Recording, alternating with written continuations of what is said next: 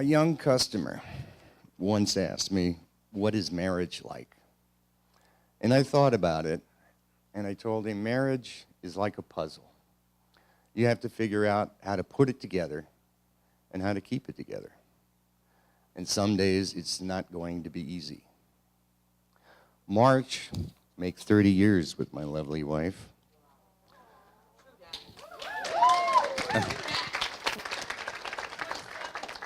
And I remember when we were newlyweds. We were both working, saving money for our future. We vacationed, we traveled, we bought toys. Lots of toys. Look at Vic. Not those kind of toys, Vic. Sorry. For better or for worse, we figured it out. We figured out how to put the puzzle together and keep it together. For richer or for poorer. I think we're going to figure that one out after paying for this wedding.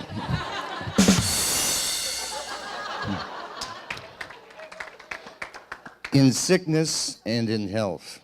Yeah, I don't think any marriage can go through without that. But I do remember one particular time very clearly. My wife wasn't doing well, and it was getting worse. I'll spare everyone the details, but there came a day when I said, "Come on, we got to go to the doctor." And what did she say?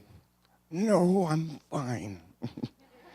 Now, for those of you who do not know my wife, doctors have needles, and they know how to use them. So we don't go to the doctor unless we're on death's bed. So I said, okay. Next day, I come home from work, sitting on the carpet by the fireplace, rocking out to some music. When the front door opens, and in walks my wife, alone, with a look on her face that I've never seen before. And as she approaches me, I notice she's carrying something small in her hand. And as she gives it to me, she says, "I went to the doctor today." And I look at this little round plastic thing, and I say, "What is it?" "My pregnancy test." Okay, another life-changing event. But we're ready for it. We were happy. So here we go. A couple months later, out comes Dana. You look around, no user manual. You got to figure it out on your own. And it would have helped too, I'll tell you. You must change the diaper every 4 hours, or you will have a big mess.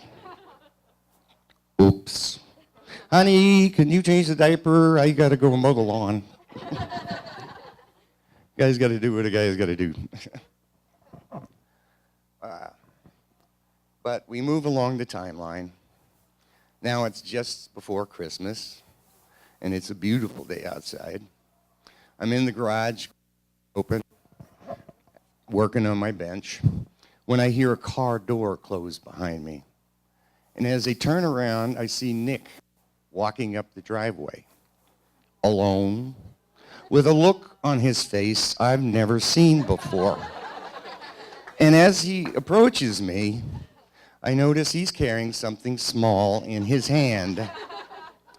Now, I know this is not the result of his pregnancy test, but I do know this is another life-changing event. Sure enough, Mr. Mateer, what? "I'd like to ask your permission for your daughter's hand in marriage." Yeah. So my wife's out Christmas shopping, so what do? I call her. "Hi, honey, you need to come home right now." "Why?" "Nick's here." "So? Alone." "Oi." Not her exact words. Now, how she managed to travel 32 miles in under 10 minutes, I don't want to know. But she's home, and we proceed to ask Nick over 15,000 questions. After which, we both smile and say yes. So now the wedding plans start. 1 year in the planning. Hey, Dad, can you help? Sure.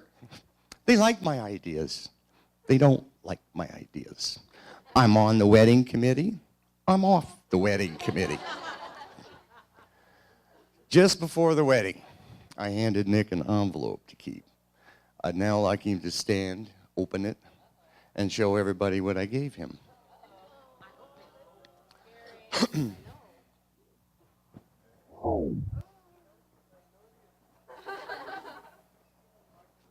What's the piece? Puzzle piece. Piece of a puzzle. What does the letter say? The puzzle begins now. But don't worry, Nick. You're going to have days with stars in it that are going to help you put your puzzle together. And you're going to have days with clouds. Gray clouds, black clouds, that are going to help you put your puzzle together. But I have no doubt that neither of you will ever stop working on your puzzle together. Why? Not because you married someone you could live with, but because you married someone you can't live without.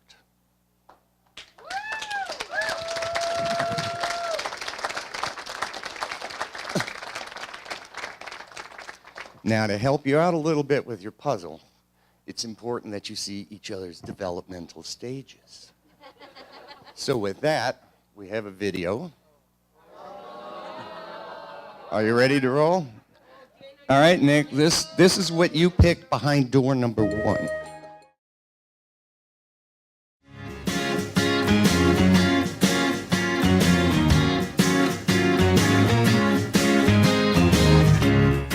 I'm not surprised, not everything lasts. I've broken my heart so many times I stopped keeping track. Talk myself in, I talk myself out. I get all worked up, then I let myself down. I tried so very hard not to lose it. I came up with a million excuses. I thought of every possibility. Someday that it'll all turn out. Don't make me work so we can work it out. And I promise you, kid, that I'll give so much more than I get. I just haven't met you yet.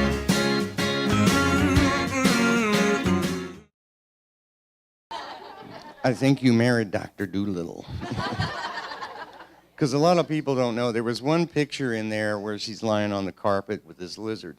This was a wild lizard. I came out in the garage one morning, and this lizard somehow figured itself into the garage. As it sees me, of course, it bolts at warp 8. And I called Dana. Dana, there's a lizard in the garage. Within 15 minutes, she's lying on the floor next to it, petting it and feeding it. This lizard disappeared every wintertime and came back every summer, every day of every summer for 3 years in a row, waited by the garage door for her to come out and go to work.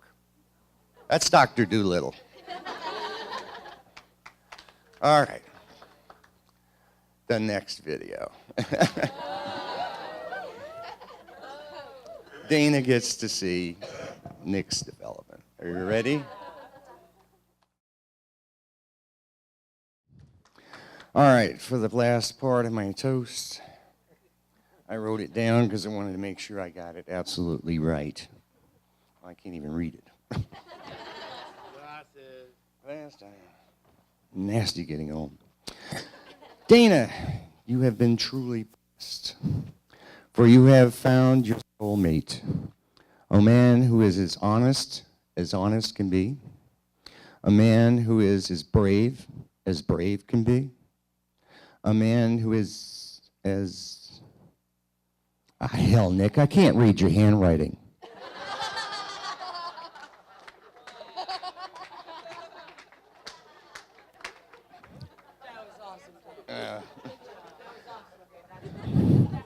To Dana and Nick, we love both of you. May God bless. Cheers. And thank you, David.